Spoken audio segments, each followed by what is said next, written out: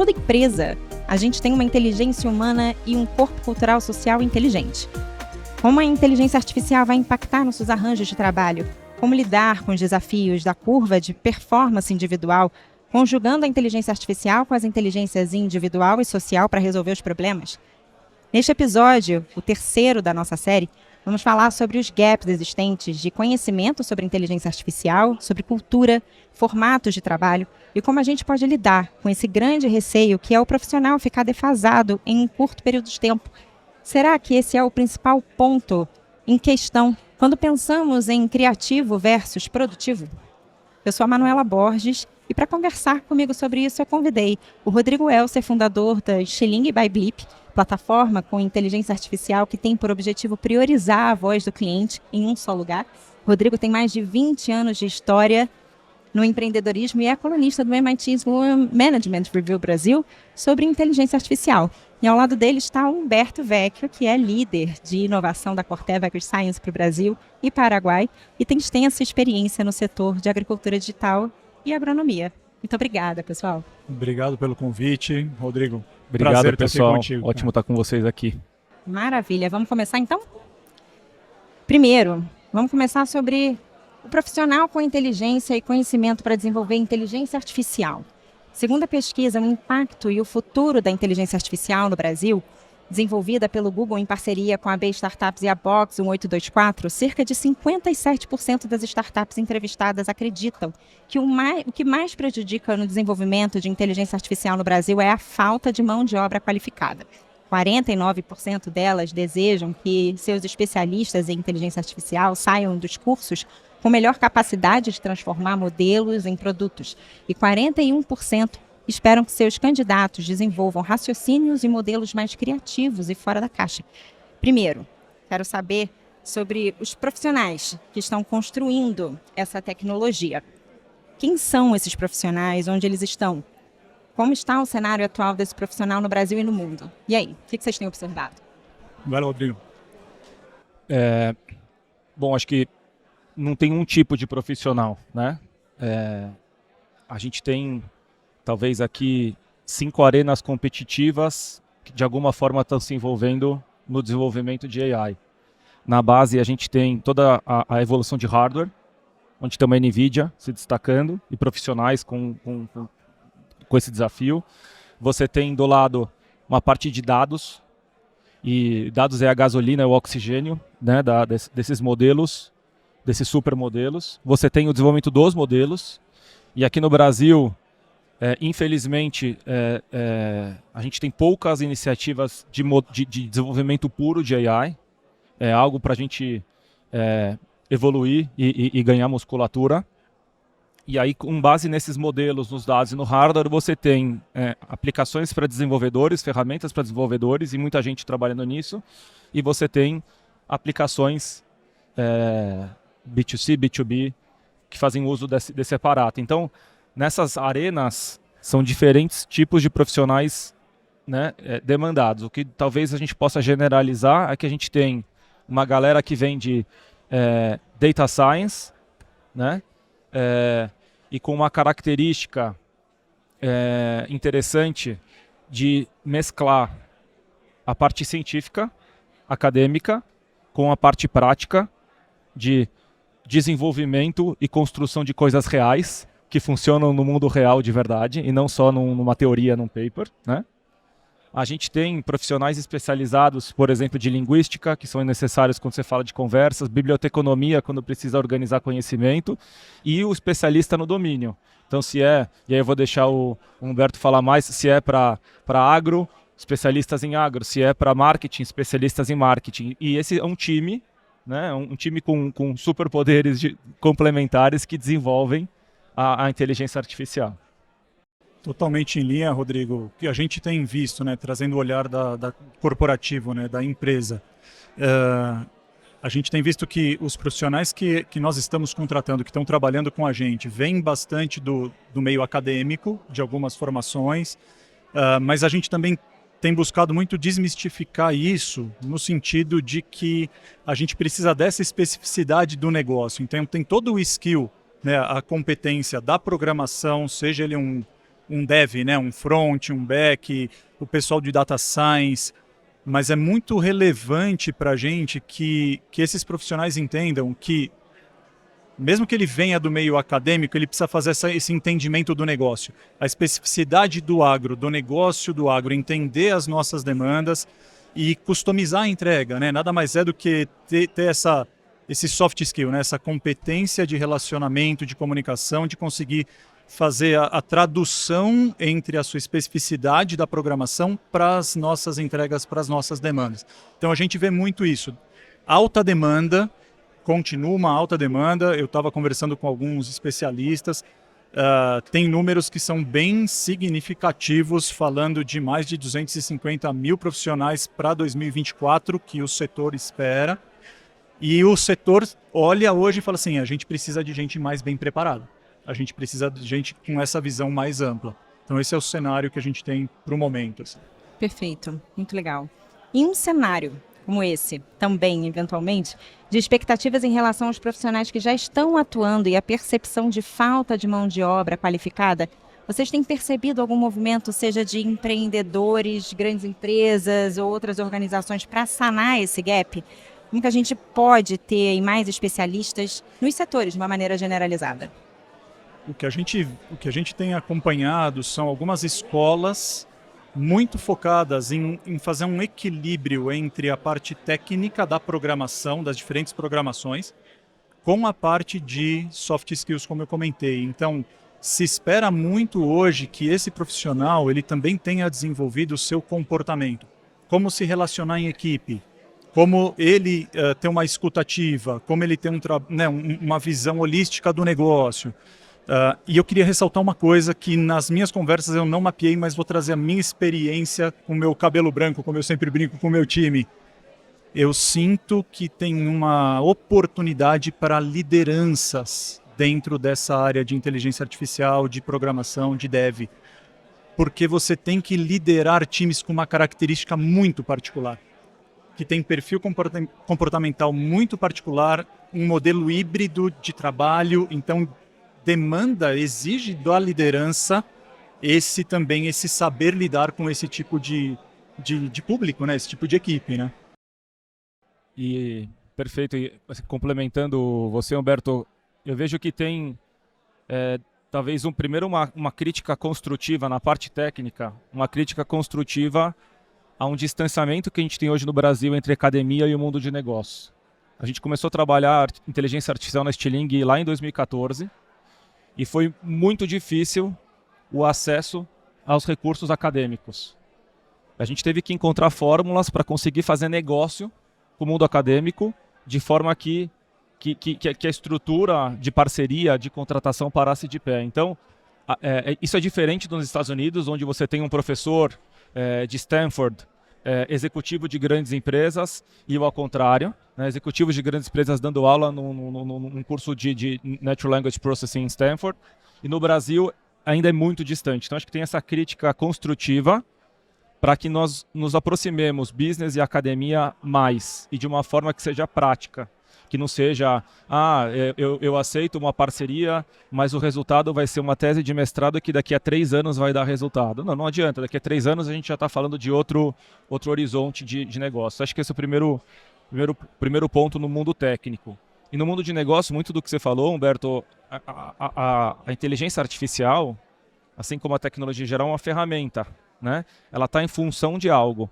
O grande desafio é encontrar o valor que essa tecnologia gera. A brincadeira que eu fazia como time no Stiling é que ninguém toma Red Bull porque tem taurina. O pessoal toma Red Bull porque quer ficar acordado, porque quer energia. Ninguém compra Neosaldina porque tem ácido acetil salicílico. Compra Neosaldina porque quer curar dor de cabeça. Então, no fundo, o ingrediente, a inteligência artificial, como ingrediente, ela está em função de um valor.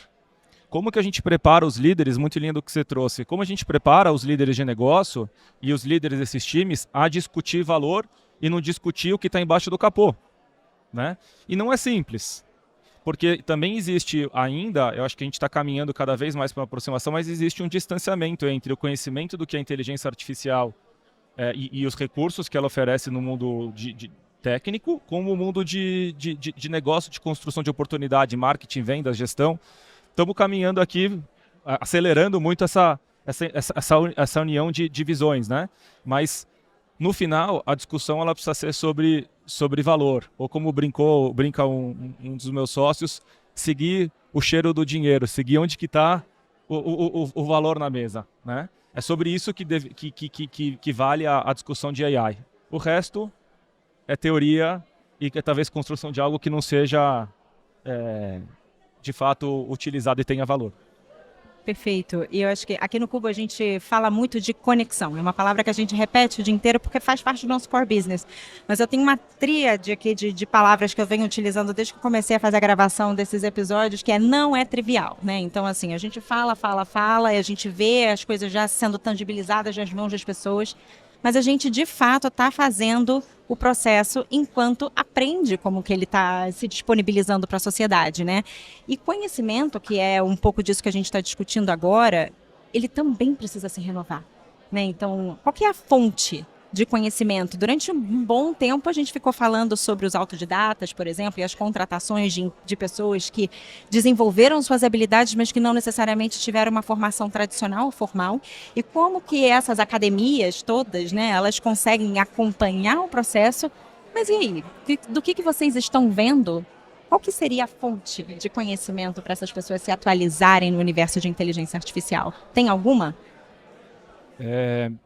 Para quem é de business, eu recomendo que comecem a ler papers. Ah, mas que papers, Rodrigo? O que é isso? Eu não lia papers até conhecer os outros fundadores da Stiling, que eram acadêmicos, estavam em mestrado na área de processamento de linguagem natural e me mostraram esse mundo dos papers. Papers da onde? Das principais conferências que acontecem em áreas específicas de inteligência artificial. Não tem uma conferência geral de inteligência artificial.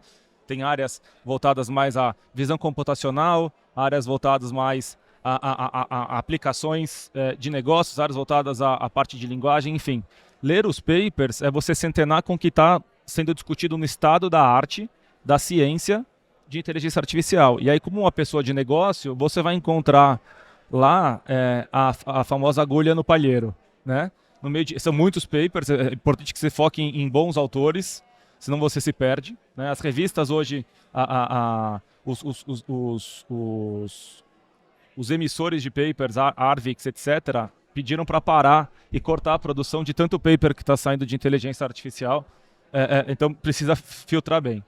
Para quem é da parte de engenharia e ciência da computação, ela é mais sobre o negócio, né? E aí acho que uma fonte muito interessante que tem trazido boas discussões é o Thomas Tungus.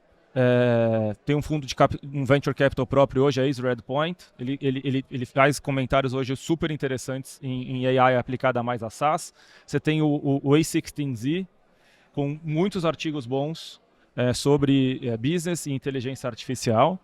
E, sobretudo, filtrar e escutar quem tem experiência real, prática, para valer. Tem muita gente falando de inteligência artificial que sequer pôs a mão ou trabalhou em inteligência artificial porque é o assunto da moda e tem muita audiência. Então, escolher bons professores e mentores nesse assunto é muito importante.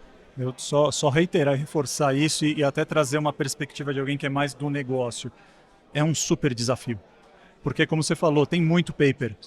Então, hoje, dentro do negócio, eu navego dentro com executivos, né, nos mais diferentes níveis, e nós temos essa dificuldade. Então, assim, tem uma oportunidade para a gente, que a gente chama de change management, né, que é essa mudança cultural dos executivos, das empresas entenderem o valor, né? A gente está trocando o pneu com o carro andando, né? Então, qual é a estratégia que a gente tem usado? Nós temos alguns profissionais referência dentro da Corteva que são a nossa fonte de inspiração ou de referência. Então, para eu selecionar um paper sozinho é desafiador. Então, eu vou para o Edivaldo, para o Carlos, que são os nossos referências, nossos mestres professores, e eu pergunto, cara, onde é que tem um paper? Qual é o paper recomendado dentro desse projeto, dentro desse segmento de IA para a gente ser mais efetivo? Isso para a gente que já tem essa prontidão para a inovação. e para conexão. E a gente ser atuante intencionalmente como responsáveis pela mudança para os outros executivos. Isso, coincidentemente, é um privilégio para as duas empresas, né? Vocês terem a fonte de conhecimento também, mesmo que personificada em algumas pessoas, mas isso é muito legal, né? De você conseguir acessar ali o toque de um e-mail, um telefone, né? E falar assim, putz, me ajuda aqui, né? Isso é um privilégio, isso é incrível. E a evolução constante, né, é o mantra, né? O meu novo sócio, CEO da Blip, Roberto, fala muito disso, da importância de short feedback loops e da gente estar aprendendo, fazendo e reaprendendo, dado que as aplicações de inteligência artificial, elas se desenvolvem inclusive dessa maneira, com feedback loops, né? Então, como a gente está, nós e os nossos produtos, no constante ciclo de evolução. Muito bom. Agora, sobre esse convite de simbiose entre inteligências. Ao contrário do que se especula o imaginário coletivo, quanto mais a gente tem inteligência artificial e produtividade nas máquinas, mais isso exige que a gente pense no aspecto humano. Quanto mais desenvolvemos a inteligência artificial, mais precisamos desenvolver a inteligência emocional e humana. Quais os principais desafios que vocês têm enfrentado hoje com essa interlocução de inteligência no panorama dos negócios? Eu quero trazer a perspectiva do cliente ou do usuário, né? Que na verdade é o que o Rodrigo falou para a gente, né? No final, não importa qual é a substância que compõe o medicamento, importa a solução que sane uma dor, que sane uma necessidade do nosso cliente.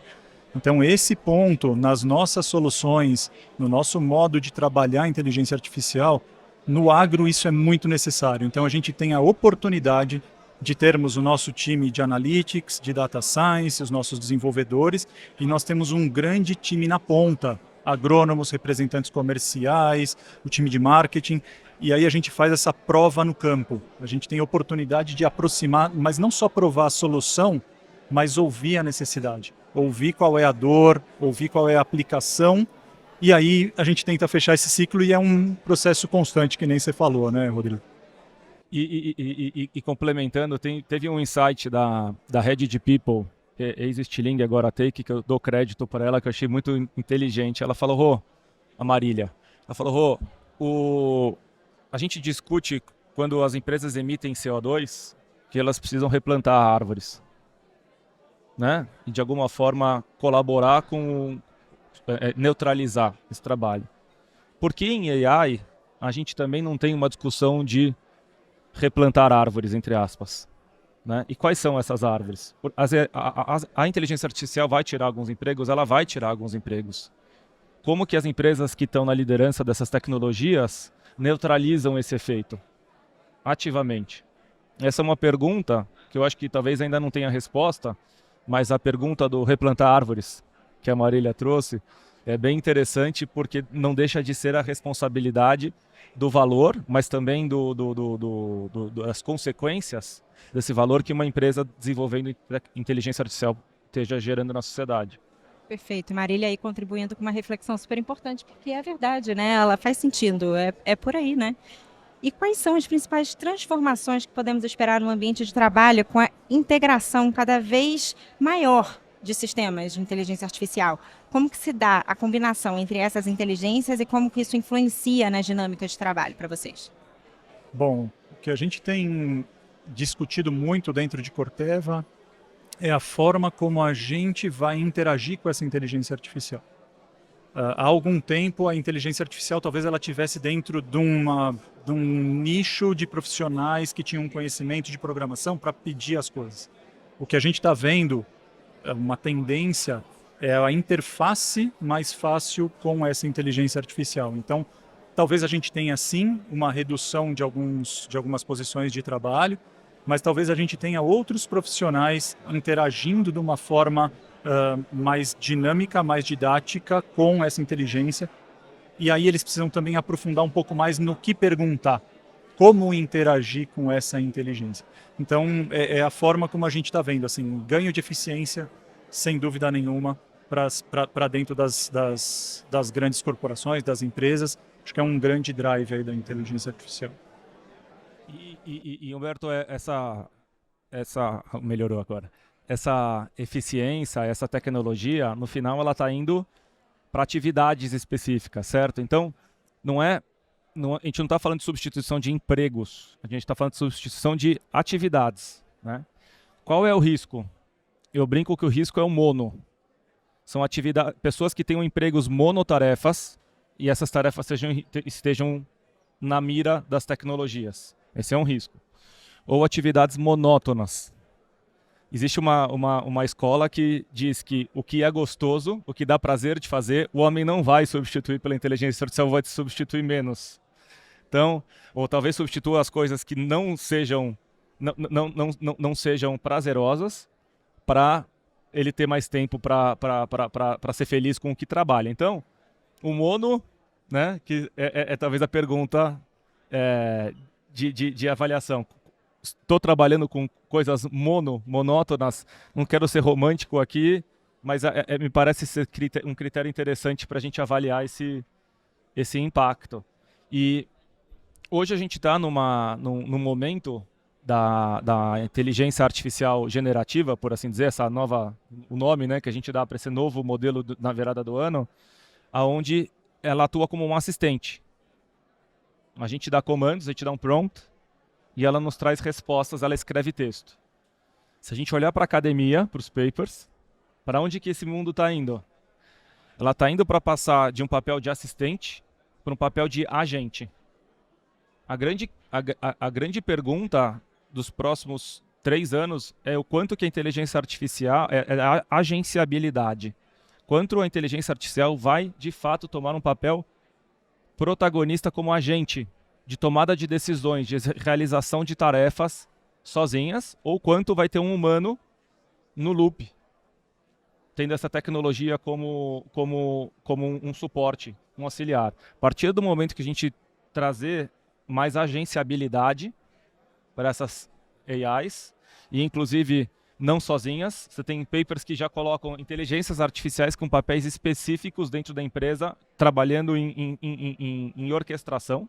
Uma é o redator, a outra é o revisor, a outra que dá ideia, o outro redige a arte, e tem uma AI que é o CEO que revisa tudo e faz a iteração do processo. Aqui que a coisa vai mudar bastante e a gente vai começar a ver casos de AI mais, talvez, impactantes no ambiente de trabalho. Que ela vai estar atuando como um agente e, de fato, substituindo e tomando decisão. E é onde está a grande parte do risco. Muito bom. Bom, infelizmente é isso, né? Acabou o nosso tempo, mas olha, eu agradeço demais, Humberto e Rodrigo, por tudo que vocês compartilharam com a gente aqui hoje. Muito obrigada. Obrigado, pessoal. Obrigado, Rodrigo. Obrigado. E eu espero que cada vez a gente tenha mais tempo, como a gente está dizendo aqui, para adquirir e compartilhar conhecimento. Eu te espero no próximo episódio.